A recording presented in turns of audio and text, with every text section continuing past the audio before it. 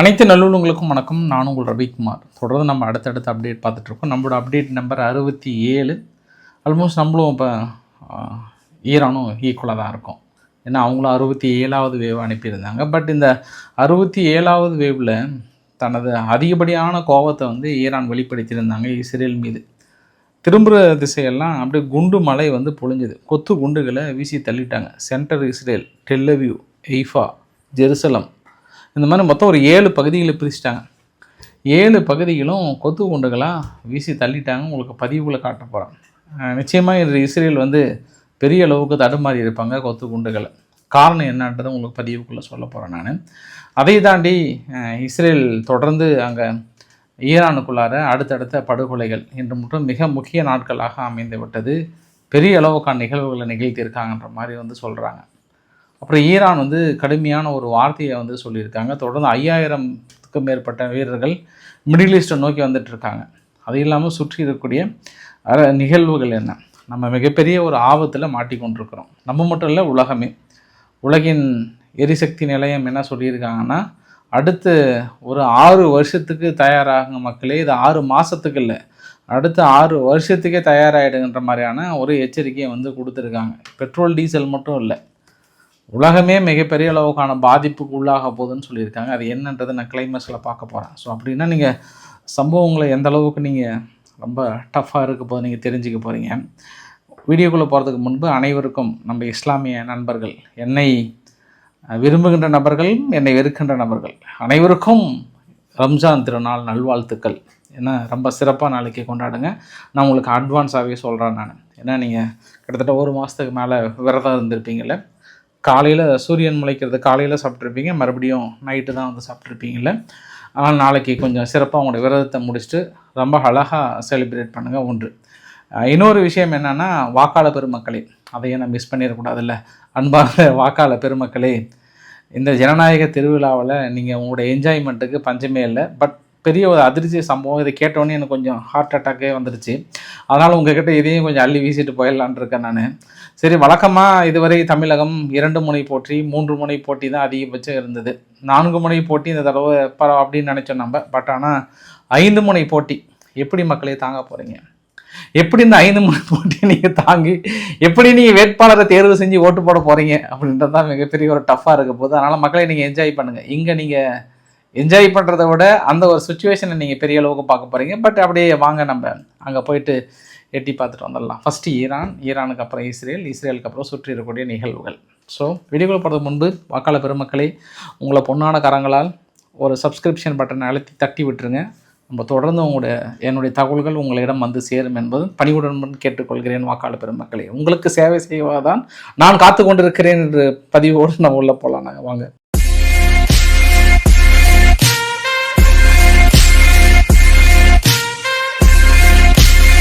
முந்தைய பதிவோட தொடக்கமாக எடுத்துக்கலாம். சரி, இந்த பக்கம் இஸ்ரேல் தரப்பில் ஃபஸ்ட்டு ஐஆர்ஜிசியோட ஸ்போக் பர்சன் அவரு மட்டும்தான் கிளைம் பண்ணியிருந்தாங்களா அப்படின்னாங்கன்னா, அதுக்கப்புறம் இன்னொருத்தையும் கிளைம் பண்ணியிருந்தாங்க. பஜீத்னுடைய இன்டெலிஜென்ட்னுடைய சீஃப். 2 பேருமே ரொம்ப உயரிய பொறுப்பில் இருக்கக்கூடிய நபர்கள். மொசாத் அண்ட் சின்பெட் அவங்களுடைய இணைந்து அந்த ஆப்ரேஷனை வந்து நடத்தியதாக சொல்லியிருந்தாங்க. முந்தைய பதிவில் நான் ரொம்ப தெளிவாக போட்டிருந்தேன், அப்டேட் நம்பர் 66. பட் ஆனால் அதுக்கப்புறம் லிஸ்ட்டு பெருசாகிடுச்சு. நீங்கள் லிஸ்ட்டில் அதுக்கப்புறம் பார்த்தீங்கன்னா, ஏரோஸ்பேஸினுடைய ஃபோர்ஸ் கமாண்டர், தலைமை பொறுப்பில் இருக்கக்கூடிய கமாண்டர் அவரும் கொல்லப்பட்டிருக்கிறார். அப்புறம் ஸ்பெஷல் ஃபோர்ஸ் கமாண்டர் கவோஸ்ன்னு சொல்லிட்டு அந்த டெப்ரிஸ் பகுதியில் அவரையும் வந்து கொல்லப்பட்டிருக்கிறாரு. அது இல்லாமல் 2. அதுக்கப்புறம் இந்த பஜீத் மெம்பர்ஸ்ன்னு சொல்லிட்டு இந்த டெப்ரிஸ் பகுதியில் வந்து பெரிய செக் போஸ்ட்லாம் ஈடுபட்டிருப்பாங்கள்ல, அந்த இடத்துல வந்து 13 பேர் அப்படின்ற மாதிரி வந்து சொல்லியிருக்காங்க. இது இல்லாமல் இன்றைக்கி மட்டும் ஒரு 25 இடத்துல டார்கெட் வந்து அடிச்சிருக்காங்க. அது வந்து மொசாத் அந்த சின்பெட் இணைந்து இந்த தாக்கலை நிகழ்த்தியிருக்கோம். அதை நான் உங்களுக்கு நாளைக்கு அனௌன்ஸ் பண்ணுறேன். அவங்களே கண்டுபிடிக்கிட்டோம் அப்படின்ற மாதிரிலாம் அறிக்கை கொடுக்குறாங்க. இதற்கு முன்பெல்லாம் என்ன பண்ணாங்கன்னா, தாக்கல் நடத்திட்டு அனௌன்ஸ் பண்ணுவாங்க. அதுக்கப்புறம் தான் அவங்களே ஐயோ அவர் அங்கிருந்தாரா அப்படின்னு போயிட்டு சர்ச் பண்ணுவாங்க. அதாவது ஈரானில் இருக்கக்கூடிய பெரும்பாலான முக்கியஸ்தர்கள், முக்கிய நபர்கள் வந்து எங்கே இருக்கிறார் அப்படின்னு ரொம்ப சஸ்பென்ஸாகவே இருக்குங்க. யாருக்குமே அந்த அளவுக்குலாம் தெரியாது. பட் இஸ்ரேல் என்ன பண்ணுறாங்கன்னா, தாக்கல் நடத்தினதுக்கப்புறம் இந்த இடத்துல இவரை நாங்கள் கொண்டுட்டோன்னு அனௌன்ஸ் பண்ணதுக்கப்புறம் தான் அந்த இடத்த போய் அவசரமாக தேடி அதுக்கப்புறம் ஆமாவா இல்லையான்னு பார்ப்பாங்க. இது வரைக்கும் நீங்கள் நிகழ்ந்தது எல்லாமே அதுதான். இன்னொன்று இது ஏன் ரொம்ப அப்படி ஒரு கான்ஃபிடென்ட்டாக சொல்கிறேன் அப்படின்னா, அப்படி எல்லாத்துக்கும் தெரிஞ்சது அப்படின்னா, அந்த இடம் ரொம்ப சீக்ரெட் டார்கெட் கிடையாது, அது உலகத்துக்கே தெரிஞ்ச டார்கெட்டாக மாறிடும். ஒன்று. இரண்டாவது விஷயம் என்னென்னா அஸ்வாஸ், ஈரான் அப்படின்ற ஒரு அஸ்வாஸ்ன்ற பகுதியிலையும் அப்புறம் வந்து தெஹ்ரான்லேயும் மொத்தம் இந்த 2 இடத்துல மொத்தம் அடுத்தடுத்து நான் உங்ககிட்ட காலையிலே சொல்லியிருந்தேன் 130 டார்கெட்டை வைத்து குறி வச்சு அடிச்சிருந்தாங்க. ஸோ அதனால் நாளை காலையில் என்ன மாதிரியான ரிசல்ட் ஈரான்கிட்டேருந்து வருது அப்படின்றத பார்க்கலாம். அப்படிலாம் நான் உங்ககிட்ட நான் சொல்லிடுறேன். நான் இன்னொன்று ஏன்னா மறுபடியும் அமெரிக்காவுடைய சென்காம் வந்து ஃபைனலைஸ் பண்ணிட்டாங்க. இதுக்கு முன்பு ஒரு 8 பேருக்கு மேலே கொடுத்துருந்தாங்க, அதையெல்லாம் நாங்கள் ஓரளவுக்கு முடிச்சிட்டோம். மீதி வந்து ஒரு 5 பேர் தான் இருக்காங்கன்னு சொல்லிட்டு இந்த புகைப்படத்தை பார்க்குறீங்களே, இவங்க தான் கீ லீடர்ஸ். இவங்கள நீங்கள் இன்ஃபர்மேஷன் எங்கே இருக்காங்க, என்ன பண்ணுறாங்க, எங்கே தங்கியிருக்காங்கன்னு இன்ஃபர்மேஷன் ஏதாவது கொடுத்தீங்கன்னா உங்களுக்கு 10 மில்லியன் அளவுக்கான டாலர் உங்களுக்கு கொடுக்குறோம். உங்களுக்கு மறைமுகமாக கொடுப்போம், ஆப்ரேஷன்லாம் முடிஞ்சதுக்கப்புறம்னு சொல்லியிருக்கிறாங்க. ஸோ அவனுடைய தலைவரோட லிஸ்ட்டுமே வந்து போட்டாங்க, குயிக் அப்படின்னு சொல்லியிருக்காங்க. ஸோ இதுக்கு வந்து உடனடியாக மிக விரைவாக செயல்பட்ட ஈரான் 45 பேர்த்தை வந்து அதிரடியாக கைது பண்ணியிருக்காங்க. இவங்கெல்லாம் மேபி உளவாளிகளாக இருப்பாங்களா, மொசாத்துக்கு வந்து தகவல் கொடுத்துருப்பாங்களா அப்படின்னு மிகப்பெரிய அளவு கைது பண்ணாங்க. நேற்று ஒரே நாளில் 7லேருந்து 8 பேர்த்துக்கு மேலே பொதுமக்கள் மத்தியில் தூக்கிலிட்டாங்க. ஏன்னா இந்த மாதிரியான சம்பவங்கள் நடக்கக்கூடாது அப்படின்றதுனால வந்து தூக்கிலிட்டாங்க. ஈரான் இவ்வளோ வேகமாக இவ்வளோ விரைவாக செயல்படுற ஈரான் நீங்கள் எங்கே கோட்டு விட்டுருந்தீங்க அப்படின்னா இஸ்மாயில் ஹனியா அவர்கள் ஹமாஸ் லீடர் ஈரானுக்குள்ளே வந்து தாக்கல் நிகழ்த்தினாங்க. அவர் எப்படி கொன்னார், எந்த ஆங்கிளில் கொன்னாங்க, எப்படி உயிர் போச்சு அப்படின்னு இது வரைக்குமே ஈரான் வந்து கண்டுபிடிக்க முடியல. அன்னைக்கு நீங்கள் விரைவாக செயல்பட்டு உங்கள் சட்டத்தில் இருக்கக்கூடிய ஓட்டைகள், உங்களுக்குள்ளே இருக்கக்கூடிய யார் இந்த மொசாத்தினுடைய தலைமை யார் கொஞ்சம் கொடுக்குறாங்கன்னு கொஞ்சம் சீரியஸாக இறங்கி நீங்கள் விசாரணை பண்ணியிருந்தீங்கன்னா இன்றைக்கி நீங்கள் பாதிக்கு மேலே தடுத்துருக்கலாம் அப்படின்றதும் நான் என்னுடைய பாயிண்ட் ஆஃப் வியூவில் பார்க்குறேன். நான் இஸ்மாயில் ஹனியா அவர்கள் கொல்லப்பட்டு ஒரு வருடத்துக்கு மேலே ஆயிடுச்சு. இன்ன வரைக்கும் எங்கேருந்து நடத்துனாங்க, எப்படி நடத்துனாங்க, அதுக்கான ஒரு சின்ன குழு கூட கிடைக்கல. அவங்க விசாரணை அறிக்கை கூட அவங்க சப்மிட் பண்ணல. அப்படின்னும் போதே புரியுது வீக்னஸ் வந்து உங்கள் உள்ளுக்குள்ளே இருக்குது. இந்த வீக்னஸை நீங்கள் களையாத வரைக்கும் நீங்கள் வெளியில் வந்து என்னதான் ஈரான் வந்து பயங்கரமாக எங்கள் வீரர்கள் வந்து உயிர் தியாகத்துக்கெல்லாம் வந்து பயப்பட மாட்டாங்க, என்ன தான் இருப்பாங்க அப்படின்னு சொன்னாலுமே வந்து அந்த இன்டர்னல் ஸ்ட்ரக்சர் வந்து உடையுது. அது வந்து ஈரான் அதையும் உடையாமல் பார்த்துக்கிட்டாங்கன்னா இன்னும் பயங்கரமாக இருக்கும். ஏன்னா சண்டைனா சட்டக்கிளியே தான் செய்யும் 2 தரப்புகளுமே. அது வந்து இஸ்ரேலுக்கும் கிளியும், அது வந்து வெதர் ஈரானுக்கும் கிளியும். பட் இந்த இன்டர்னல் ஸ்ட்ரக்சரில் நீங்கள் எங்கேயோ கொஞ்சம் ஓட்டையாக இருக்கும் அப்படின்ற மாதிரி வந்து நான் பார்க்குறேன். நான் அப்படியே நம்ம இஸ்ரேல்கிட்ட போனோம் அப்படின்னா கொத்து குண்டுகளாக வீசி தள்ளிட்டாங்க. இந்த 67வது அலையில் நம்மளும் அவங்களும் ஈக்குவலாக தான் இருக்கிறோம். ஆல்மோஸ்ட் இப்போ நான் வீடியோ எடுக்கும்போது 68வது அலைன்ற மாதிரி சொன்னாங்க. பட் இன்னும் அதை கன்ஃபார்ம் பண்ணல நான். அதனால் இந்த ரைசிங் லயனுக்கு எதிராக, அதாவது இஸ்ரேலினுடைய ரைசிங் லயன், அமெரிக்கானுடைய ஆப்ரேஷன் எஃபிக் பியூரி, இவங்க தரப்பில் வந்து ட்ரூ ப்ராமிஸ் 4, இந்த 3 ஆப்ரேஷன் தான் மிக முக்கியம் இல்லையா. இந்த ட்ரூ ப்ராமிஸ் 4 ஒரு 4 ஏவுகணைகள் அனுப்பியிருந்தாங்க. அதாவது நார்மல் ஏவுகணைகளை அனுப்புனாங்கன்னா அது வந்து எப்படி ஒன்று சுட்டு வீழ்த்திடுறாங்க.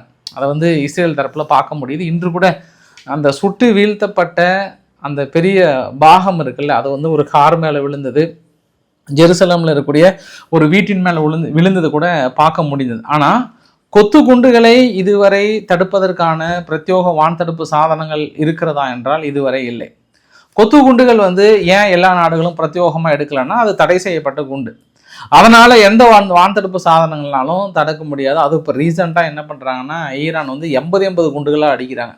அப்படி 80 குண்டுகளாக அடிக்கும்போது பிரித்து அங்கங்கே எந்தெந்த பகுதிகள் அப்படின்றது காட்டுறேன் நான். ஃபஸ்ட்டு எய்ஃபா, உங்களுக்கு சைடில் இருக்கக்கூடிய பதிவுகள்லாம் அதுதான் உங்களுக்கு அங்கங்கே விழுதும் பாருங்கள். ஃபஸ்ட்டு எய்ஃபா, அப்புறம் வந்து டெல்லவியூ பகுதியில் அல்-அக்ஸா மாஸ்க், அதாவது ஜெருசலம் இருக்கு இல்லையா அந்த பகுதியில். அதனால் எனக்கு ஜெருசலம் நாளைக்கு வேறு ரம்ஜான் அதுவுமா வந்து க்ளோஸ் பண்ணிட்டாங்க. இப்போ அந்த பக்கம் குண்டு விழுந்ததுனால நாங்கள் ஓப்பன் பண்ணல அப்படின்ற மாதிரி வந்து சொல்கிறாங்க. நார்மலாகவே பிரச்சனைக்குரியப்பட்ட பகுதி இந்த மாதிரி ஃபெஸ்டிவல் சமயத்தில் பிரச்சனை வரும்னு க்ளோஸ் பண்ணுற இஸ்ரேலுக்கு இப்போ வேறு குண்டு வேறு 2 விழுந்து போச்சா, அவ்வளோதான் இழுத்து மூடு சண்முகம்னு கேட்டை பூட்டி வச்சுட்டாங்க. இப்போ நாளைக்கு ரம்ஜான் அதுவுமா எத்தனை எதிர்ப்புகள் வருதுன்றதை நம்ம பார்க்கலாம். நம்ம அது இல்லாமல் வந்து ஒரு மருத்துவமனை ரம்லான்ற பகுதியில் வந்து மருத்துவமனை மீது வந்து விழுந்திருக்கு. அப்புறம் வந்து ஜூஸ்னுடைய குவார்ட்டர் ஒன்று இருக்குது அந்த ஜெருசலம் பக்கத்தில். அந்த அதாவது குவார்ட்டர்னா குவார்ட்டராக அது என்னதுக்கு திடீர்னு ஃப்ளோவில் மறந்துச்சு. தங்கியிருக்கக்கூடிய குடியிருப்புகள் நான் தெளிவாக சொல்லிடுறேன், கொஞ்சம் ஃப்ளோவில் மிஸ் ஆகிடுச்சு.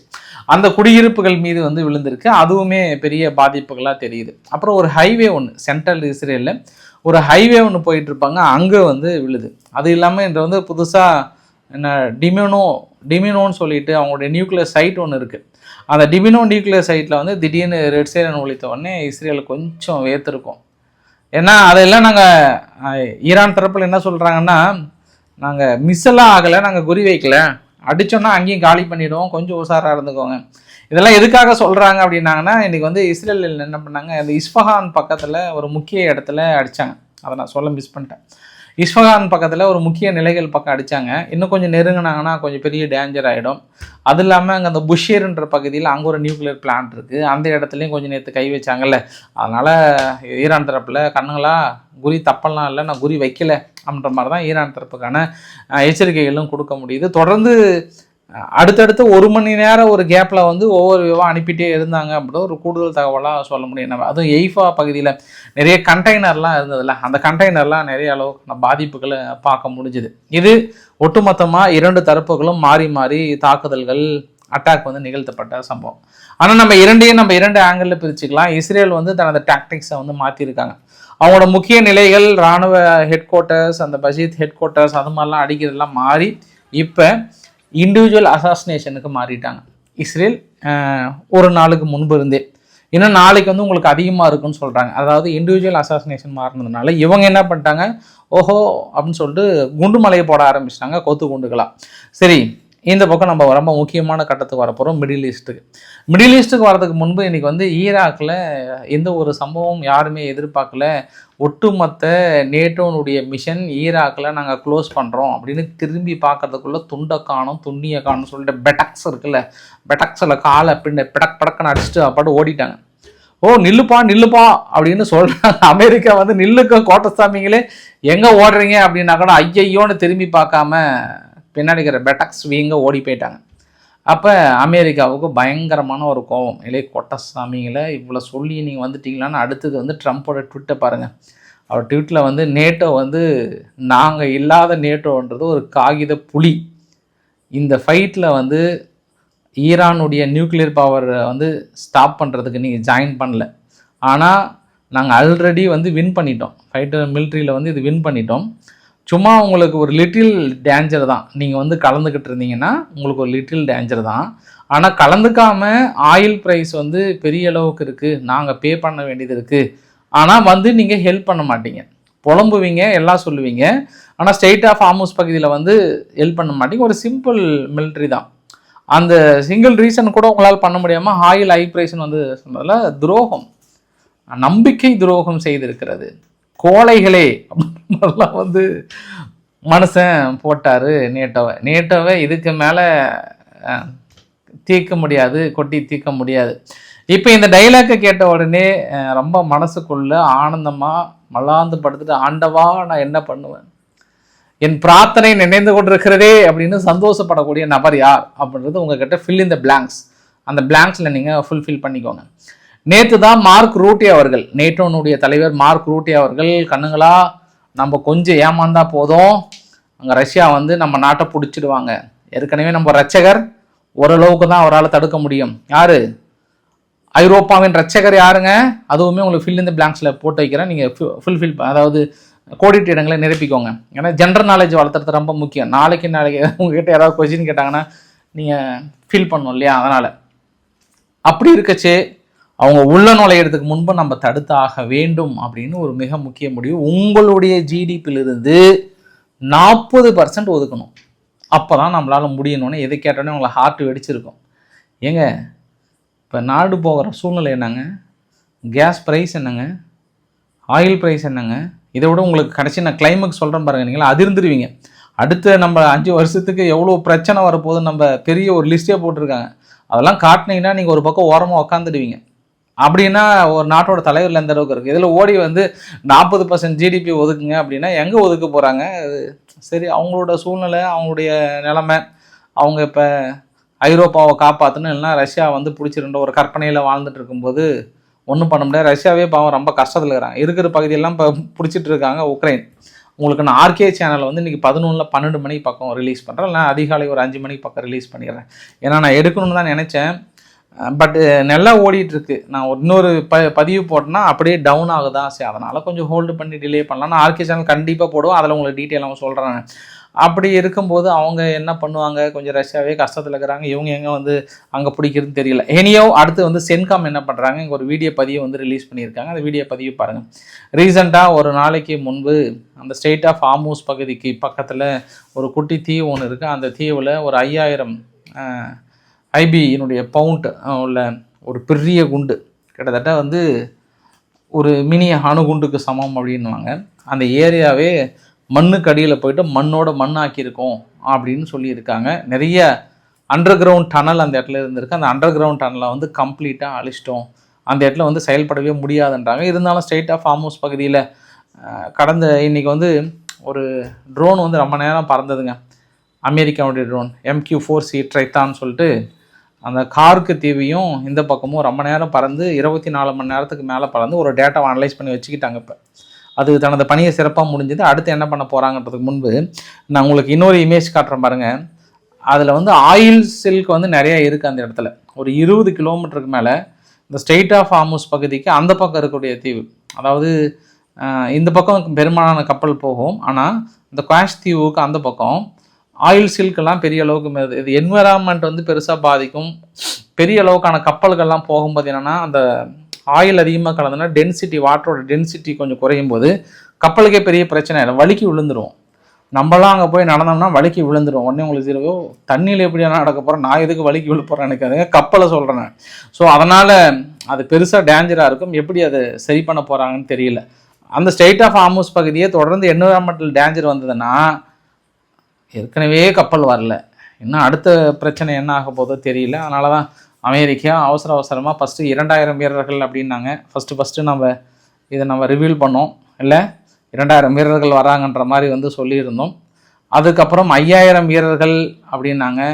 இப்போ ஃபைனலாக கன்க்ளூஸ் பண்ணி எவ்வளோ சொல்கிறாங்கன்னா, மொத்தம் 4000 வீரர்கள், 2500 பேர் வந்து மறையணும், மீதி பேர் வந்து கொஞ்சம் மிடில் ஈஸ்ட்லேயும் வந்து அதிகமான வீரர்கள், 1000க்கும் மேற்பட்ட வீரர்கள் வந்து களத்தை இறக்குறாங்க. அடுத்த கட்ட நிலைமைக்கு வந்து உருவாக்குறாங்க. அதுக்கு தான் அவங்க வெளியுறவுத்துறை அமைச்சர் அராக்சி அவர்களும் ஒரு வார்த்தை ரொம்ப தெளிவாக சொல்கிறாரு. எங்கள் பாருப்பா, வியட்நாமில் நீங்கள் பாடம் கற்றுக்கிட்டேன்னு நினைக்கிறேன், அதையும் மீறி நீங்கள் பாடம் கற்றுக்கல அப்படின்னா இன்றைக்கி எங்கள் கிட்ட கற்றுக்க போகிறீங்க. தரைப்படை அப்படின்ற ஒரு யோசனை உங்கள் மனசுக்குள்ளே வந்துச்சுன்னா அது இதோடு அழிச்சிடுங்க. உங்கள் வீரர்கள் ஒருத்தர் கூட உயிரோடு போக மாட்டீங்க. எந்த பூமியில் எங்கே வந்து காலடி வைக்கிறீங்கன்றதை மனசுக்குள்ளே வச்சுக்கிட்டு நீங்கள் பாட்டு பேசணும். இல்லைனா நீங்கள் பாட்டுக்கு இந்த மாதிரி முடிவுலாம் எடுத்தீங்கன்னா காலி ஆகிடுவங்க, தெய்வமே ஃபினிஷ் பண்ணிவிடுவோன்ற மாதிரிலாம் ஆராய்ச்சி அவர்கள் வந்து கடுமையான ஒரு மிரட்டலை எடுத்திருக்காங்க. ஸோ ஏற்கனவே உங்களோட F-35 போர் விமானத்தை சுட்டு வீழ்த்தினதே மனசுக்குள்ளே பயம் பக்குன்னு வந்து அடிச்சிட்ருக்கோம். இவர்களால் முடியாது என்று நினைத்து விடாதீர்கள், முடித்து விடுவோம் உங்கள் கதையை அப்படின்னு சொல்லியிருக்கிறார் அராக்சி அவர்கள்.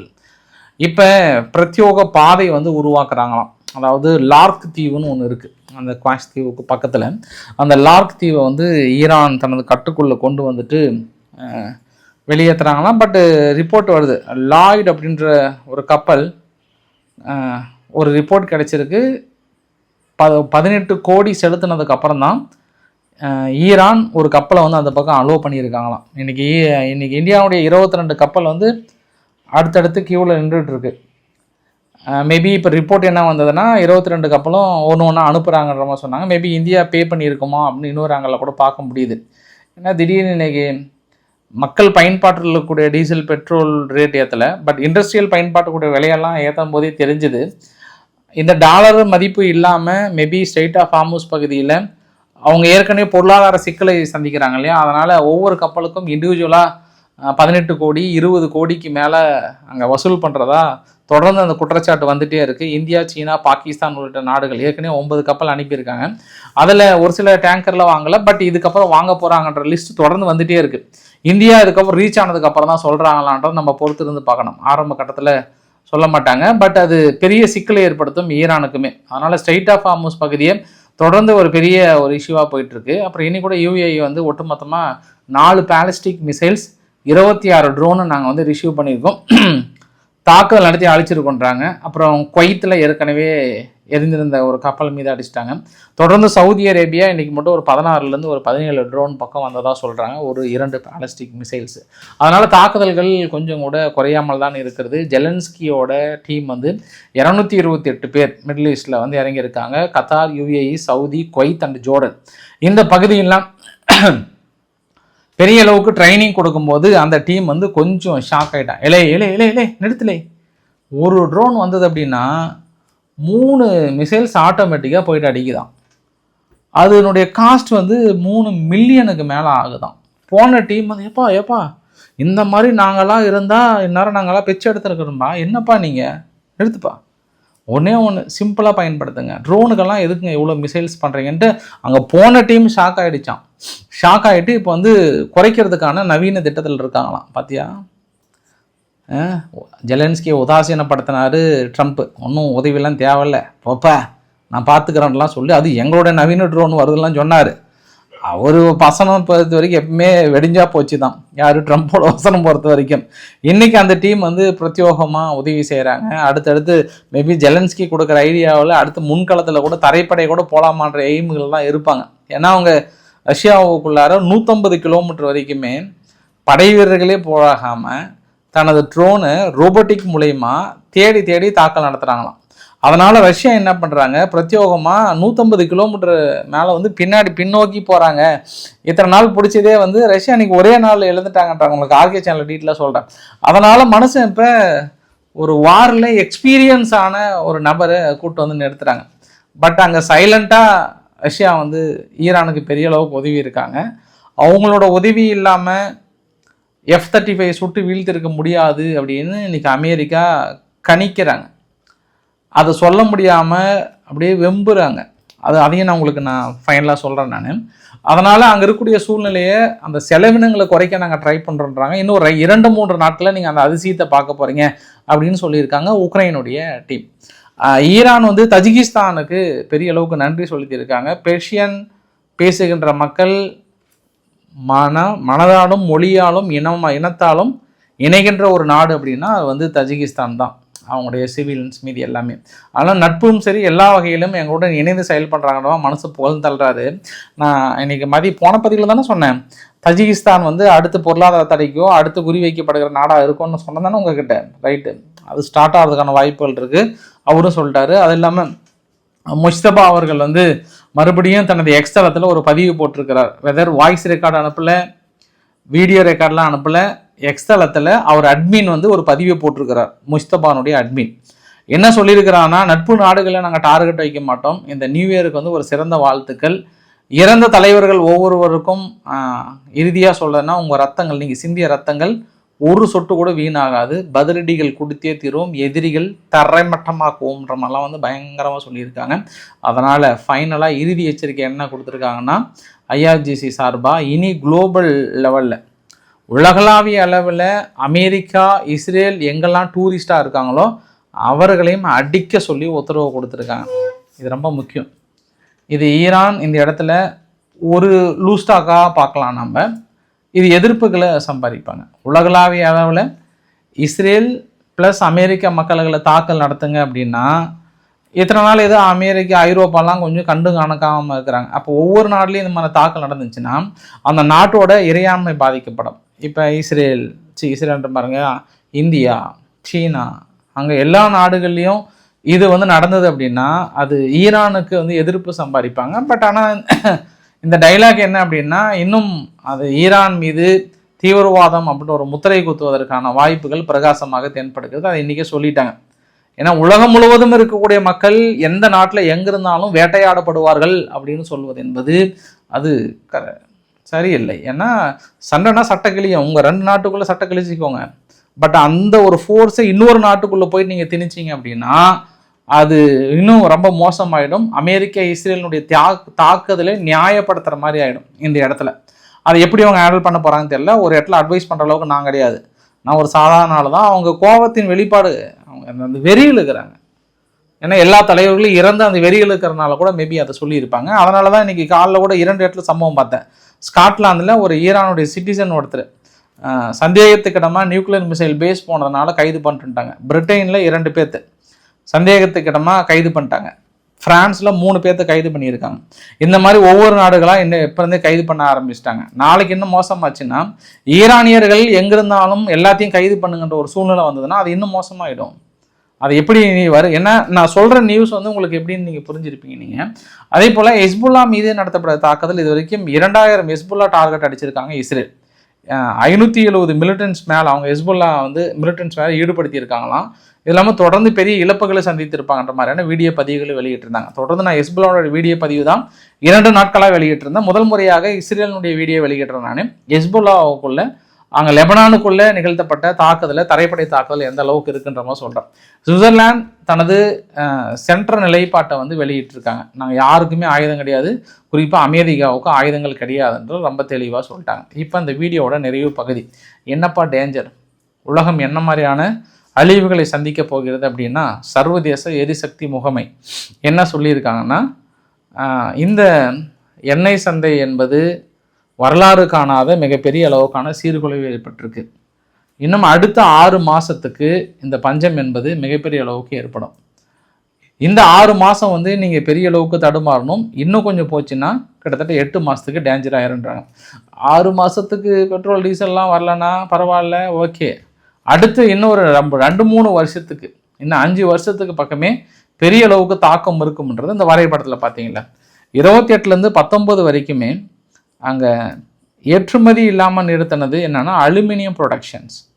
அதாவது பக்ரைனில் வந்து ஹால்பா அப்படின்ற ஒரு aluminium production 1-6 million done for இயருக்கு தயாரிக்கக்கூடியது ஒட்டு மொத்தமாக நிறுத்திட்டாங்க. சப்போஸ் அடுத்து பார்த்தோன்னா யூஏஇயில், அடுத்தது கத்தார், அடுத்தது ஓமன், இது எல்லாம் பார்த்தோன்னா பெரிய அளவுக்கு பாதிப்புகள் உள்ளாகியிருக்கு. இது எல்லாம் நின்றுச்சு அப்படின்னா கார் ப்ரொடக்ஷன், அப்புறம் பேக்கிங் பண்ணுறது, மீதி முக்கிய தொழிற்சாலைகளில் மிக முக்கிய அங்கம் வகிக்கக்கூடிய எல்லா நிறுவனங்களும் ஒரு 3-4 வருடங்களுக்கு பின்தங்கிய சூழ்நிலையை உருவாகும். ஏன் அப்படின்னா, ஒரு பெட்ரோல் டீசல்னால் ஒன்றும் பிரச்சனை இல்லை, பட் இதெல்லாம் அந்தந்த நிறுவனங்கள் மீது அடிச்சிட்டாங்கன்னா, இந்த அலுமினியம் ப்ரொடக்ஷன் மீதி இந்த நிறுவனங்கள் மீது அடிச்சிட்டாங்கன்னா, அந்த நிறுவனங்கள் இருக்கக்கூடிய உயர்தர அந்த ப்ரொடக்ஷன் பண்ணக்கூடிய யூனிட்லாம் மறுபடியும் கட்டி எழுப்புறதுக்கு 2 வருஷம் 3 வருஷம் ஆகிடும். அந்த அளவுக்கு மிக முக்கிய நிறுவனங்கள் இருக்கிறது. இனி அதையும் ஏதாவது பண்ணாங்கன்னா, ஈரான் சப்போஸ் அடித்தாங்கன்னா அடுத்த 3 வருஷத்துக்கு அலுமினியம் இது போன்ற ப்ராடக்ட்லாம் வந்து மிகப்பெரிய ஒரு டேஞ்சராக இருக்குன்ற மாதிரி வந்து சொல்லியிருந்தாங்க. அதுக்கு பெஸ்ட் எக்ஸாம்பிள் கூட சொல்லலாம். நம்ம இன்றைக்கி கத்தாரில் இருக்கக்கூடிய ராஸ் லஃபான் மீது அடித்தாங்க இல்லையா, அதில் வந்து ஹீலியம் ப்ரைஸஸ் வந்து டபுளாக இருக்கான். ஹீலியம் வந்து அந்த அளவுக்கு வந்து பாதிக்கப்பட்டிருக்கு அப்படின்ற மாதிரி வந்து சொல்லியிருக்காங்க.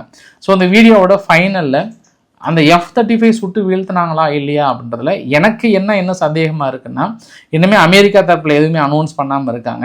ஏன்னா இப்போது நிலைமைக்கு ஈரான்கிட்ட இருக்கிறது 2019 உருவான பவர் 373 வான்தடுப்பு சாதனங்கள்லாம் இருக்குது. அது அதனுடைய அதிகபட்ச கிலோமீட்டர் வந்து 280 கிலோமீட்டர் தான், அதிகபட்சம் 252 மைல்ஸ் தான். ஆனால் இவங்க இங்கிருந்து அடித்தது வந்து அவ்வளோ டிஸ்டன்ஸ் இல்லை, அதோட அதிகமான டிஸ்டன்ஸ் இருந்து F-35 இயக்கியிருக்காங்க.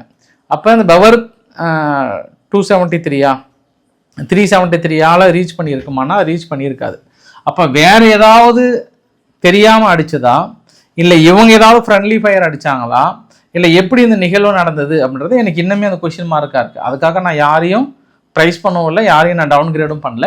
பட் F-35 எப்படி வீழ்ந்துன்னு தெரியல. ஆனால் அடிப்பட்டது உண்மைதான், அதை வந்து US என்காம் வந்து மறுக்கிறாங்க. பட் அவங்க என்ன குழம்பி நிற்கிறாங்கன்னா, இது எப்படி அவ்வளோ அக்யூரேட், ஏன்னா இது வந்து வேர்ல்டு மோஸ்ட் அட்வான்ஸ்டு ஒரு ஏர்க்ராஃப்ட். இது இந்த அட்வான்ஸ் ஏர்க்ராஃப்ட் வந்து முன்கூட்டியே இது மாதிரி எல்லாமே கணிச்சு ஒதுங்கக்கூடியது, எல்லாம் அந்த பக்கம் விலகக்கூடியதெல்லாம் சொன்னாங்க. பட் இது எப்படி நெருங்கினாங்க, சீனாவும் ரஷ்யாவும் உதவி இல்லாமல் ஈரான் அடிச்சிருக்காது, இல்லை வேறு ஏதாவது இன்டர்ஃபை பண்ணி அடிச்சிட்டாங்களான்ற கோணத்துலையும் பார்க்குறாங்க. பொறுத்திருந்து பார்க்கலாம். ரிசல்ட்டுக்காக வெயிட்டிங். நம்ம +2 எக்ஸாம் ரிசல்ட்டு கூட, காலேஜ் ரிசல்ட்டு கூட இந்த அளவுக்கு வெயிட் பண்ணதில்லை. ஆனால் இந்த ரிசல்ட் அந்த அளவுக்கு வெயிட் பண்ண வேண்டிய ஒரு சூழ்நிலையாக இருக்குதுன்னு சொல்லிட்டு முடிக்கிற விரும்புகிறேன் நான். ஸோ பிடிச்சிருந்தால் லைக் பண்ணுங்கள், ஃப்ரெண்ட்ஸுக்கு ஷேர் பண்ணுங்கள், சப்ஸ்கிரைப் பண்ணுங்கள். ரவிக்குமார் சோம்பு சேனல். நன்றி, வணக்கம்.